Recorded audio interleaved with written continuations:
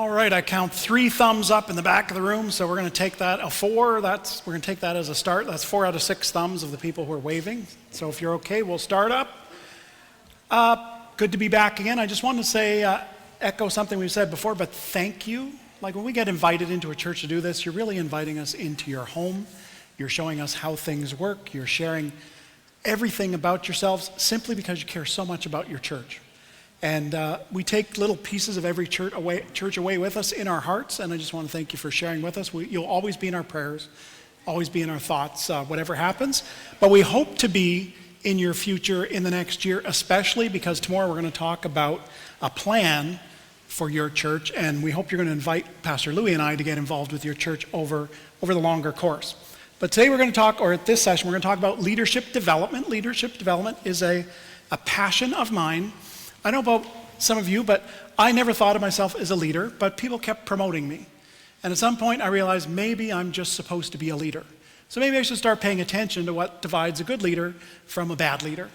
And I've had lots of bad leaders in my career because I've had lots of different careers, so I care about good leadership. And before we start on that, there's a truth I want us all to understand. I hope you know this already, but you are a leader.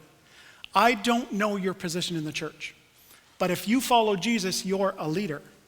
You're a leader in your home, leader in your workplace, leader in your community, leader in your larger family. You are a leader as touched by Jesus. So all of us need to think like leaders. Whether we have someone who reports to us or calls us boss is not important. We are leaders. We need to think like leaders.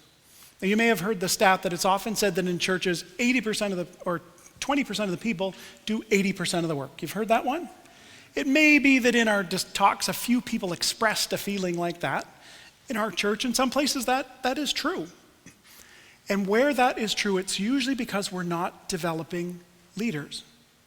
And so when we find that people aren't getting interested in serving, it means we have had some kind of leadership failure, because all of us need good leadership to invest in us, to help us grow, to tell us that we matter.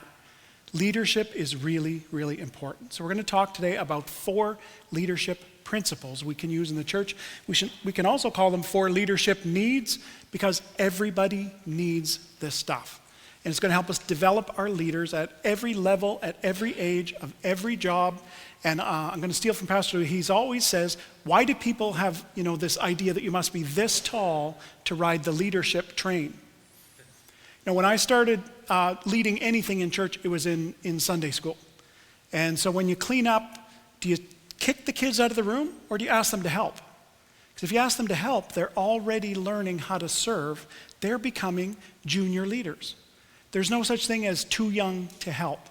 So that means we can start training kids even when they're tiny. And people don't have to be experienced in the faith. I was a Christian for about 13 months. Pastor came to dinner at my house and he said, we want you to teach in children's church. You're crazy. I'm new. I've read the Bible 2 times, and the first time was King James because that's all I had. So I can tell them some these and thous, but are you nuts? But he saw something and decided to ask me to serve, to become a leader. Everybody needs that. We can't overlook people and think they're not enough this or not enough that, too tall, too short, too fat, too skinny, too young, too old. Get that out of your head. There's leaders all around us if we open our eyes and see them. So the principles of leadership, if you probably went to page 1 already off the cover, the first thing is responsibility. When you're given a job, that means you have responsibility. We need to tell people what their responsibility is. It's kind of mean to make them guess it. Right? If you hire a pastor, and I know nobody would do this, hire a pastor and not give them a job description. Run the church. Okay, so I run the church for a couple years, and then the board calls me, and then I know pastors this has happened to. 2-3 years, the board calls them in and says, you're doing a terrible job, you're fired. They never once told him one thing they wanted him to do, and then they fired him. Well, whose fault is that? It's the people who hired him. It's not the pastor. If we don't tell people what their responsibility is, we can't get mad that they didn't do their responsibility. Now, in a church, when we give somebody a responsibility, it has to be tied into our mission. It has to help us accomplish our mission. Our mission is to take Joe or Jane the pagan and make them look like the Apostle Paul. But sometimes in our church we have these jobs and ministries that have nothing to do with that. And I'm not talking about support roles, okay? But let's say that we've got this church and we decided, all the fun churches have bouncer programs, right? Like Pastor Lee was talking about. They have bouncy castles. I'm going to buy bouncy castles and I put somebody in charge of the bouncy castles. And their job is to make sure kids don't rip the bouncy castles. Who is that leading to Jesus? How about engage parents, talk to people, love on kids? The responsibility you give people has to be tied into the mission. People need to know that what there is doing makes an eternal difference, or else I could go do it somewhere else. I don't have to do it in the church. People have to know that they're helping their church win. And if they don't know what the win is, if there is no win in the ministry they're serving in, then maybe that ministry is misaligned to the goals of your church. Anybody ever have a car with bad alignment? It's not a good experience. I was 20, my brother racked up our second car. Like my dad had a big work van and we had a little Toyota. My brother racked up the Toyota. So we needed another car, didn't have a lot of money, so he scraped around, went out and bought a 1967 Chevy Biscayne wagon. It was special, let me tell you. We gave it a special name. It was called the Death Wish. Because every tire on the Death Wish pointed in a different direction. And you would go down the road and she'd be swaying like this, and then you'd get a little faster and the bouncing would go faster. You could not drive over 60 clicks and keep that thing on the road.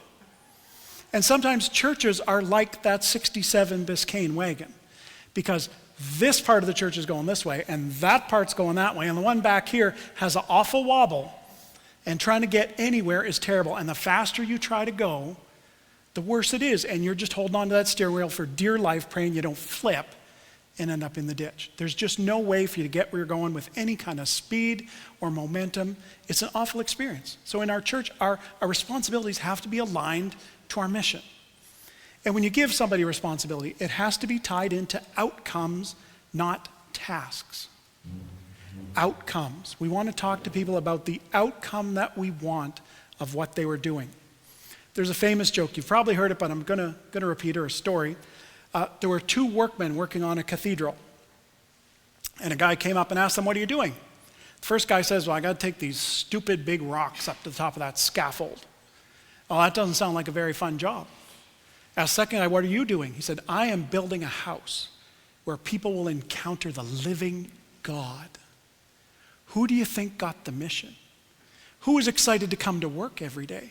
Who was motivated to do everything he could? It was the guy who knew that he was working on a mission. So if you're the youth pastor here, we hire you, okay, you're gonna be my new youth pastor. Your job is to make sure that teens grow spiritually. We want you to get them to come here, grow spiritually, learn to serve, and then invite other teenagers. In other words, we're gonna make them into disciples who make disciples. We might have mentioned that already. Those are the outcomes I wanna see. What I'm not going to do is tell you exactly how to do that. But everyone in the church who serves in any role, from your lead pastor all the way to the brand new recruit gal on Usher Team 2, needs to know what their responsibilities are. So if you're that brand new usher, you need to know that our job is make sure that everyone who comes to church feels welcomed and loved and safe and accepted and can get a seat without any stress or drama. And then the tasks they take on will flow from the mission. They just need to know the mission, the responsibility first. Right, so we talked about the chair thing. If somebody is new in church, they should never have to ask someone to move. What if somebody comes, a family of 8, for the first time ever, and Grandma Jones is on the end of the row, Grandma's the only one in the row, it's the only place for 8 people. Do you want that family to have to go up and tell this poor little old lady, "Grandma Jones, can we sit here?" No. The usher team needs to go and say, "Mrs. Jones, we've got guests. Can I get you to sit up here by Mrs. Smith?" And she goes, "Oh, that's so wonderful." That's the right way to handle it. When people know what they're accomplishing, they will do that. We don't give them the task of moving people. We give them the responsibility of making sure that everyone's comfortable, and they will do tasks that lead towards that outcome. Now, when we give people responsibility, that responsibility has to have measurable results. And I know in church sometimes that can be difficult, but how in the world would we know if we're doing well if we don't measure? How can we know if we're doing poorly if we don't measure? Now, in some areas, it's going to be easier than others, right? We told the youth pastor to make disciples who make disciples. Well, how do I measure that? Well, how many kids are coming? Are some of them new kids?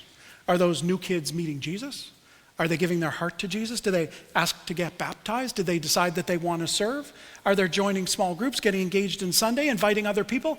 I can measure all that stuff, and that's going to tell me if my youth leader is knocking it out of the park because I see all these measurables. So there's this myth that in church that we can't measure things, but it's not true. Because every Sunday, you take the offering downstairs and you count it. You probably count it twice, right? And you have a tape to add it up, and then you have another tape to double check it against, because it matters a whole lot. So you measure it.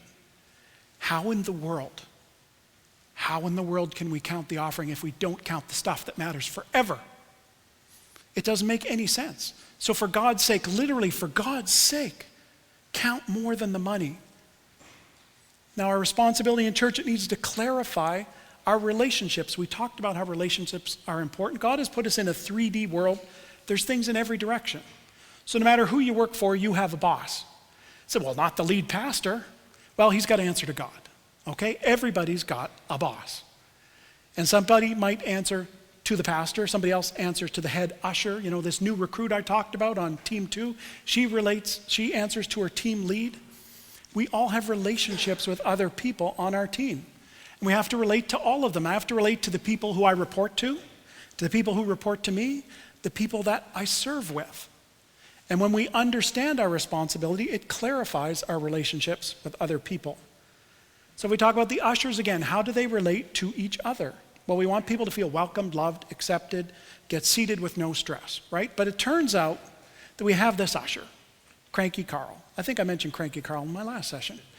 Cranky Carl's not a bad man. He's got a heart of gold, but Cranky Carl thinks it's funny when people come in and go, "What are you doing here? What's going on with you?" See, Carl thinks that's funny, but it's actually not. Why is Carl an usher? Because, I'm sorry, but Carl's not fulfilling the responsibility, the outcome of making people feel loved and accepted and appreciated here. Carl's not doing that. So Carl needs remedial training, or Carl needs a job where you're supposed to bark at people down at the carnival or something. But Carl should not be a greeter. What kind of teammate would a person like Carl be? Because teammates support each other. A number of you said that you played sports, right? When you want your team to win, what's more important, that I score or that the team scores? The team success has to come first. So if I'm a member of Usher Team 2 and somebody gets sick and gives me a call, do I say, "Sure, yeah, I got that," or take a leap? Not my problem. I wanted to dress casual this Sunday. Forget about it. Is that loving and supportive? Is that being a good teammate? I don't think so. Teamwork matters in the church. Think about the Riders. Any Rider fans here? Probably not, right? Nobody in Saskatchewan. Of course not. Imagine the coach calls a play and he tells the slot-backs, "Okay, I want you both to break downfield and cross." And the slot-backs go out of the huddle and they say, "You know, when you cross in the middle, you get hit. Right? The linebackers are waiting for you at the kidney shot. I hate that. Why don't we go down and out? That'll be way better." So the slot backs, right? The ball is hiked. The slot backs go down. They run out. What happens? Quarterback throws the ball in the middle where there's supposed to be 2 dudes to catch the ball. But now there's just 2 blue bombers or somebody else equally evil to catch the ball. And we're going to lose the game because they weren't good teammates. And too often we don't think about how what I do impacts the rest of my team. But it really does. Whatever we do impacts the people all around us, above, below, and beside. So if we are going to be good teammates, we have to honor other people, take our responsibility seriously. Now, a common mistake when we give people responsibility sometimes is responsibility without authority. In other words, you're responsible to get this done, but you don't have any ability to change anything. When things go wrong, I will blame you because you're responsible. But if you know it's not going to work, it doesn't matter. So if people don't get authority, improvement is impossible. If I don't have the authority to change anything, how do I make it better? And stagnation becomes inevitable. Imagine, can I use you for an example, Michelle, instead of theoretical examples? Imagine the board told Michelle, "We got this new curriculum. It's fantastic. It's a great deal. It's going to last for 10 years. We got it for $6.99. We want you to use this curriculum. It's going to save us a ton of money." She's like, "Well, I want to save the church money. That's beautiful." And then she cracks open the book, and this stuff is from the 70s. Like the kids aren't even going to understand half the words in here. It doesn't even connect with their world. But they've told her, you're responsible to disciple kids. Well, guess what? Michelle needs the authority to say, this thing won't disciple kids. I can't use this. I'm sorry, but you wasted $6.99. Don't give her the responsibility for discipling children unless she has the authority to make sure that she can do it in an effective way. She has to have the ability to make changes when they're needed. No matter how great the curriculum was 50 years ago, you can't use it today, because I don't know if you noticed, the world changes. We need the ability to change and adapt. And there's a truth in business, it's a cliche, but if you're not getting better, you're getting worse. There is no standing still. If you're not growing, you are dying. That is simply how the world works. So people with responsibility have to have authority. If they don't, you are just treating them like they're little pieces in a machine. And if there's a little cog in a machine, it spins around when the machine is on, but it doesn't think. It just does its little thing. And to expect a human being to just spin and do its little thing is terribly cruel, because we weren't made like that. We were created in the image of a powerful, expressive, emotive, creative God. Look at the wonder of his creation. Don't you love those Hubble telescope pictures of the depth of God's creation? That same heart and desire to create is in you. How can I dare treat you like this useless little cog that doesn't get to think or speak? When you do that to people, you create incredible damage. You create a culture of clock watchers. Oh, I skipped to something, didn't I? Okay, morale. It affects morale when you treat people that way, is what I skipped. Morale decreases and turnover is high. People don't want to stay in a job where they just get blame and have no chance to make a difference. Because trust me, the reason they volunteered in the first place is because they wanted to make a difference. And funny thing, after a little while when people don't get to make a difference, word gets out. And you say, I need some volunteers, and you hear crickets, because nobody's putting their hand up. And then if they don't have that authority, they do become clock watchers. A clock watcher is what you call somebody at business who is just waiting until they can leave, right? They're doing the absolute bare minimum. Those are the people who respond to this cog treatment, saying, you want to treat me like a cog? I'll be a cog. Cogs don't care. Have you worked with a cog? I've worked in places with cogs. They're not a lot of fun to work with, are they? And it's never, ever hard to tell. They don't fool anybody except maybe the boss when he comes around. They pretend they care. None of us are fooled. We don't want to have cogs in the church because that's going to slow our mission down that we think we want to speed up. So if we have responsibility without authority, it is a recipe for church decline. There's very few things you can do better to cause your church to decline than give people responsibility and no authority. And this is not happening in your church, but I'm going to mention it now because who knows where God will place all of us in the future. This is a special, special recipe for disaster when you do it to the pastor.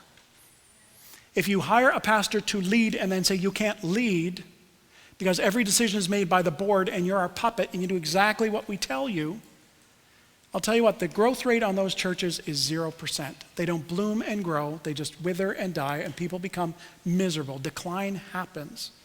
When people are chosen to lead, you've got to let them lead. Leaders at all levels have to be given authority. I'd like an amen on that. That was almost like that was just to please me. And now real amen? Amen. Leaders need authority. You are all leaders, you all need to have authority. So what happens when we add authority to people's responsibility? Well, all of a sudden, the team has creativity and momentum because now they can talk about adapting things, changing things, making things better. They feel valued, like they make a difference. And when people feel like they're making a personal difference, now they have a stake in the outcome. You told me my mission was to make people feel loved and comfortable. And if I tell you that me standing back here is not a good idea, I should be out on the sidewalk, then I go out on the sidewalk. And now I feel like, look, I made a difference. And I'm going to be so much more involved in my job because I have a stake in the outcome. There's a pastor, you probably heard of Craig Groeschel, and he realized at one point that he was preventing his church from blooming because everything had to run over his desk. He had all the authority. And so everything could only go at the pace that it got to him. And he realized, I have to push yes down into my organization. I need more people to be able to say yes. Yes, I can do this. Yes, I can change that. Yes, I can make that happen.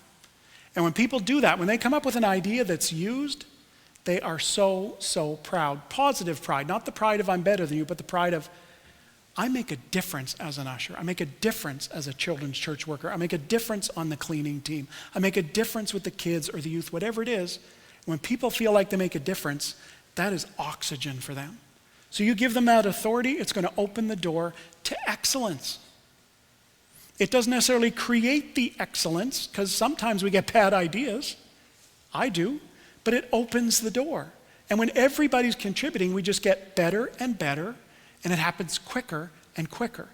And that allows us to have timely and agile decision making. Well, why would that matter? Oh, I think I just pushed back by accident. Timely and agile decision making. Why would that matter? Anybody here 100 years old? No. What did the world look like? No, you're not 100. Come on, you're just pulling my leg. What did the world look like 100 years ago? Now go back 500 years.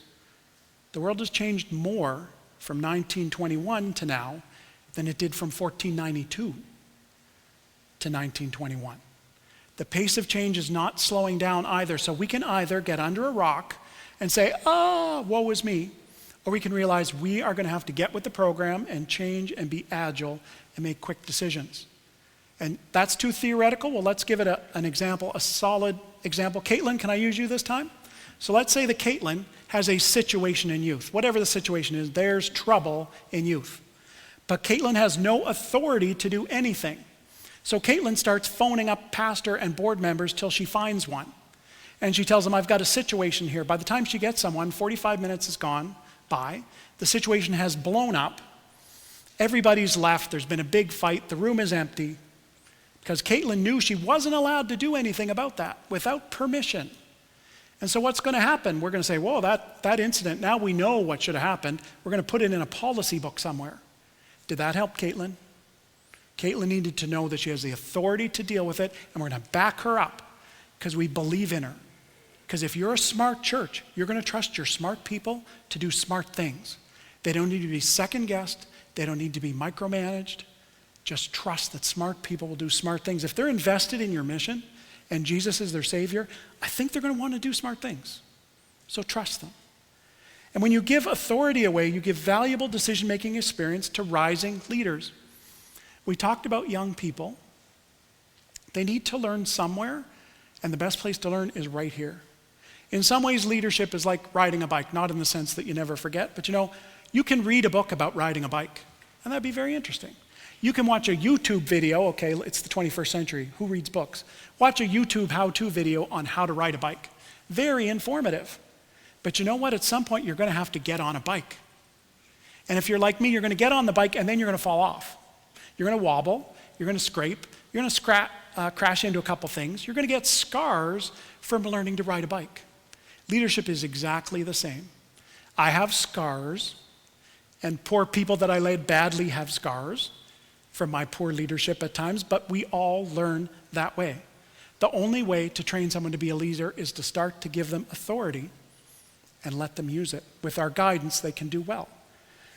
Now, when you give people authority, one of the greatest things is that decisions start getting made by the most qualified people. I know all kinds of things. I'm like a trivia buff, okay? I'm a geek. I've told you that already. But you know what? I have no idea how to do Caitlin's job. None. Because nobody knows the job like the person doing the job. In my career, they put me in charge of credit granting. That's where you review people's credit report and decide if they're safe to give a loan. I'd never done it in my whole life. So the staff that I've been doing for 30 years come to me and say, can I approve this? Well, I'm no dummy. What would you do? Oh, why would you make that decision?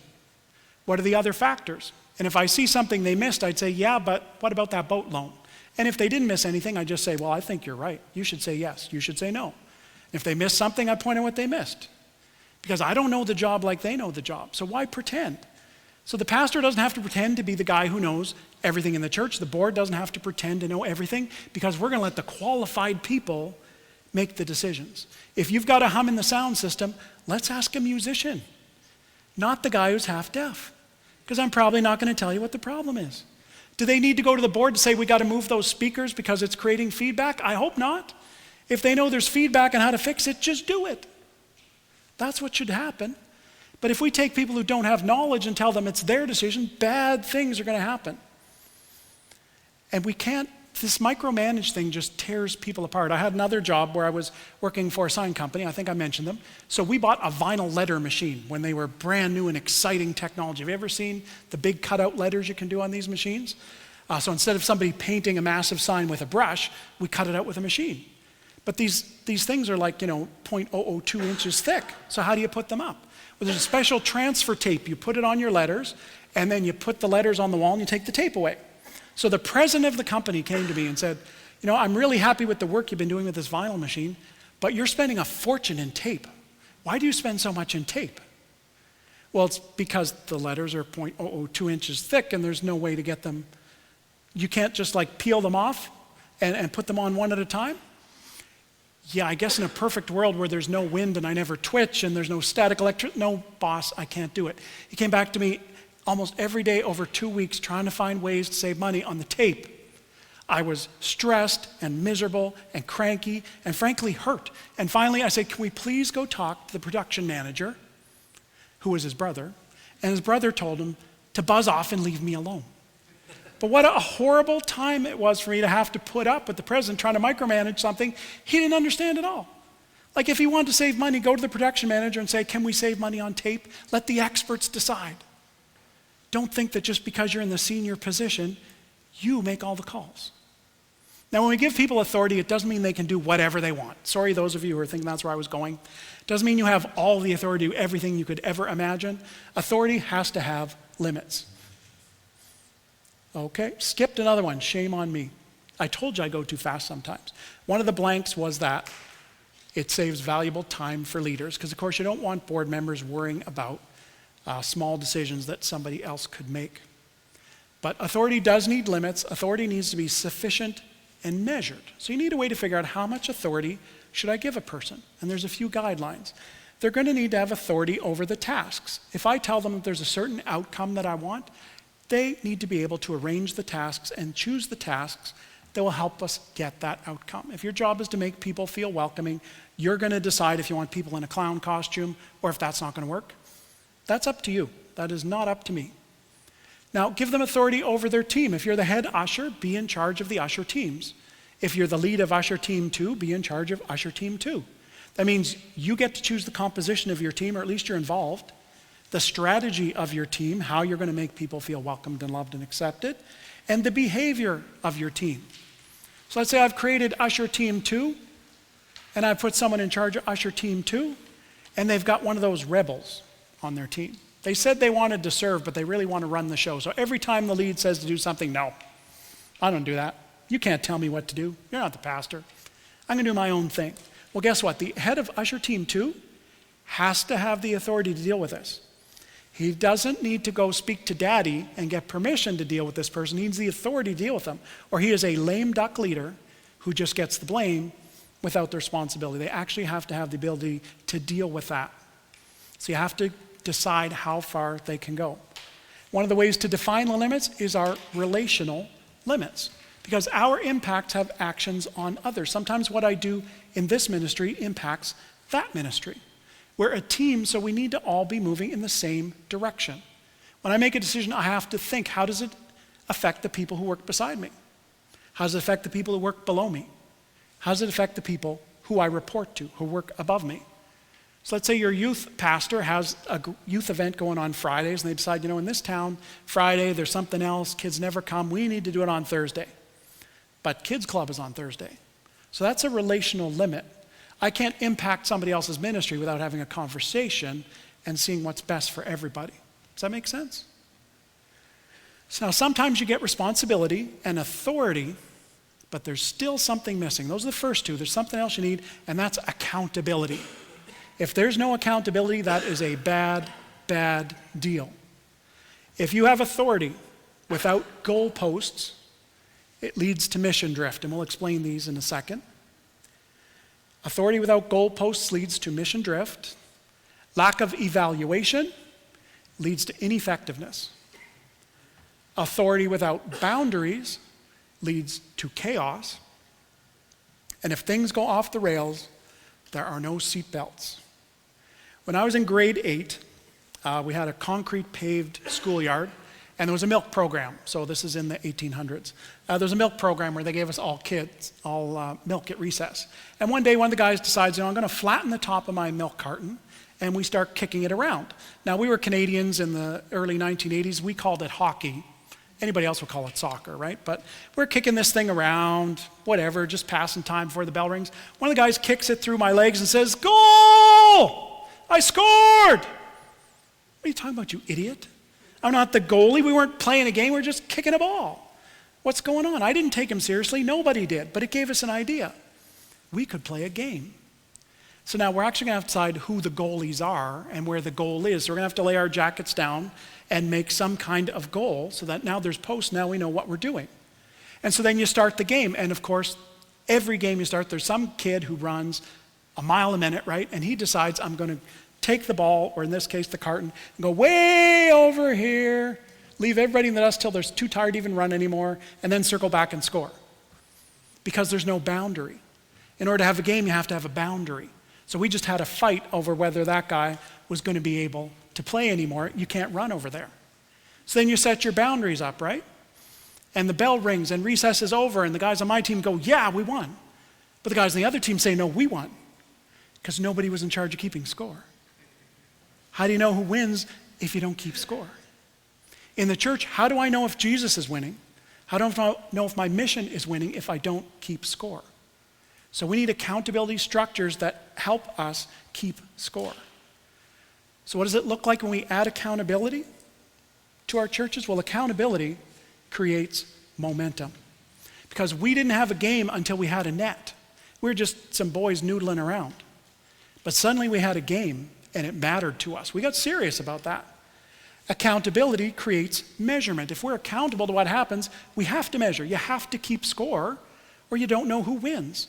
Now, sometimes in church, success can feel subjective, but as we talked before, there are ways you can measure. For example, let's say we want people to grow in faith. Well, you can't give them a faith thermometer, but you can look at their behavior. Are they telling people about Jesus? Are they getting baptized? Are they coming more regularly? Do they join a small group? You can measure all those things. When you have accountability, it maintains your standards of excellence. Suddenly, the grumpy usher at the door, the person who comes late all the time to Kidsmin when it's half over, the person who's uncooperative on the worship team and never wants to rehearse, those people would be slowing down our mission and harming our witness, but they can't because now they're accountable. And they will be spoken to if they can't meet our standards of excellence. So accountability helps us maintain alignment. Because I don't know if you've ever watched, I'm always amazed at the Olympics, those people in the big 8-person boats. And then, I've had friends who've gone in the dragon boats and they talk about just spinning in a circle for a while. Because the pros understand we row at the same time, exact same time, in the exact same direction. And amazing things happen.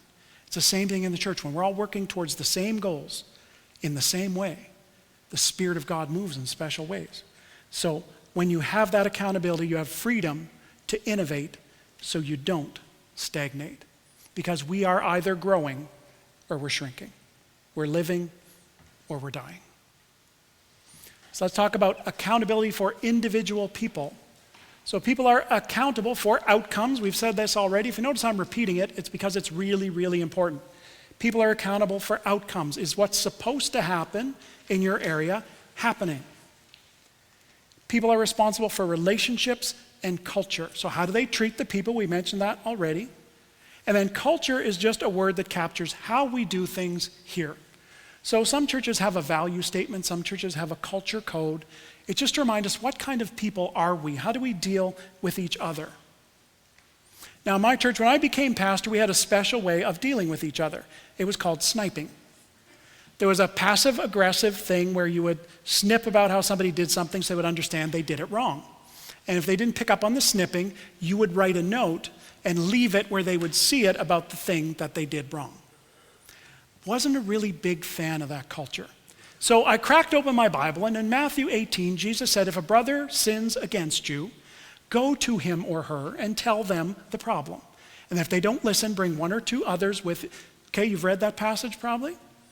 So we decided that we're going to turn that into a system, a culture system in our church, and so we call ourselves a safe church. Based on what Jesus taught, if there's a problem between me and somebody else, I'm going to say it to them. To them. Not to my wife, not to the board members, to them.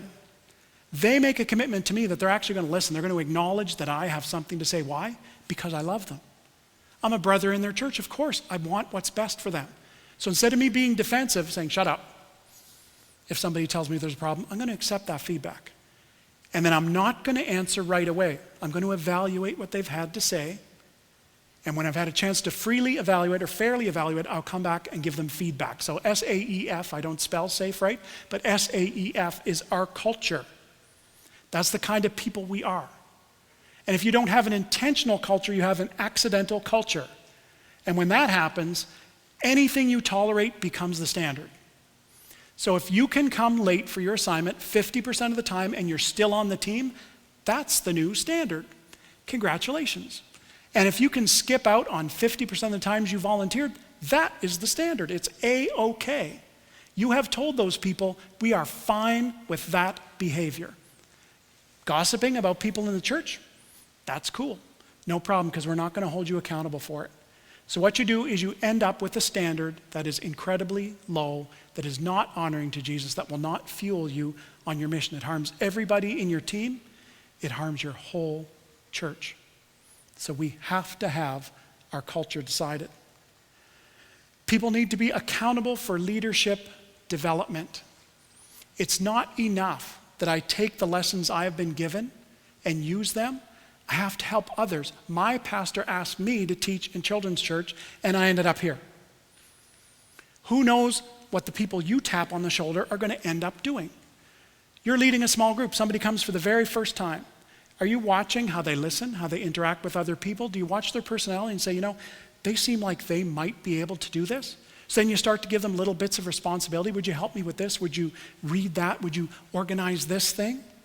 And so by the time your group grows too big to all meet in your living room, you already know, here's the leader of the new group when we divide into two groups. So we're all responsible for developing leaders all the time. Now, based on the census, there's 14,000 people in North Battleford. There's almost 5 in Battleford. There's a couple of thousand surrounding areas. There are over 20,000 people within a reasonable distance of your church. And my information says Jesus loves them all. Do you agree? My information says Jesus died for them, every single one of them, so that they could be saved. And so if we're going to do our part, if Emmanuel Pentecostal is going to do your part, you can't do 20,000 because you're human, but you can do a whole lot. And if you're going to do your part, you're going to need a lot of teachers. You're going to need a lot of ushers. You're going to need a lot of sound people. You're going to need a lot of cleaners. You're going to need a lot of everything. And if you're not already thinking about the people I need tomorrow, you're not ready when tomorrow comes. So you have to start training those leaders now. There need to be people on your teams that you're developing, teaching, mentoring, praying for. Every one of us who's a leader, and you're all leaders, is accountable for leadership development. And we may have mentioned this once or twice already, but we are all accountable for evangelism. Every single one of us has lived in the glorious light of the good news of Jesus Christ. How dare we think that we could ever keep it to ourselves? Now, I'm not saying you walk down the street with the sign that says repent and believe in Jesus, because you're not going to bring people to Jesus by being weird, okay? I'm not saying that. But we are always looking and listening and praying for opportunities to share the wonder of Jesus. You have life-giving water. Are you just going to keep it to yourself, or are you going to share it with people? We are all accountable eternally for evangelism. So that's 3 points. Now, accountability is great. I'm a big accountability guy. I love accountability. Louis knows I drive them crazy at our board meetings talking about accountability. But accountability isn't everything. It's great, but it has limits. Because what happens when there's accountability but no support? Because accountability maintains excellence, but it doesn't create improvements. So let's say I've just hired Keegan to do a job in the church, and I tell you, Keegan, you have to be awesome and knock it out of the park. And Keegan does the job for 3 months, and I say, Keegan, hey buddy, not knocking it out of the park, do better. So, what's Keegan going to do? I just ordered him to do better. But ordering somebody to do better doesn't help them do better. Helping them actually helps them to do better. Help helps people improve. If you want someone to improve, don't command them, help them. Help helps people improve. If you hold people accountable and don't support them, you're going to develop a culture of negativity. None of us like to be blamed. None of us like to be left hanging. We want to be supported. It's a human need.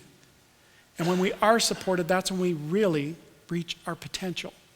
I know a lot of us, when we hear the word accountability, our brain filters, and here's the thought, here's the word blame. Blame.